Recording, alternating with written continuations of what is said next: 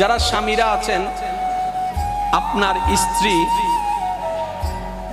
মৃত্যু হবে জেনেও আপনার সংসারের বাতি জ্বালানোর জন্য সন্তান কনসিভ করেছে, বাচ্চা পেটে নিয়েছে।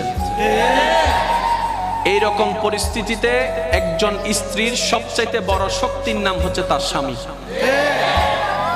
ব্যস্ততা ছিল, আছে, থাকবে, ব্যবসা চাকরি ছিল, আছে, থাকবে, কিন্তু এই মোমেন্টটা আপনি আর কখনো পাবেন না হয়তোবা। সেজন্য যতটুকু পারবেন স্ত্রীর সেবা করার চেষ্টা করবেন। আপনি বলবেন আমি তো স্বামী, আমি তো বড়, আমি কেন সেবা করব? আরে আপনার নবীর হুকুমে আপনি সেটা করা শুরু করবেন। সুবহানাল্লাহ। আপনার স্ত্রীকে একটু মেন্টালি সাপোর্ট দেওয়ার চেষ্টা করবেন, মাঝে মধ্যে মাথায় একটু হাত বুলাই দিবেন। আপনি জানেন স্বামী যখন মাথায় একটু হাত বুলাই দিয়ে বলে চিন্তা করিও না, আল্লাহর রহমতে সব ঠিক হয়ে যাবে, সেই মুহূর্তে স্ত্রী হাসি মুখে জানটা পর্যন্ত দিয়ে দিতে পারে।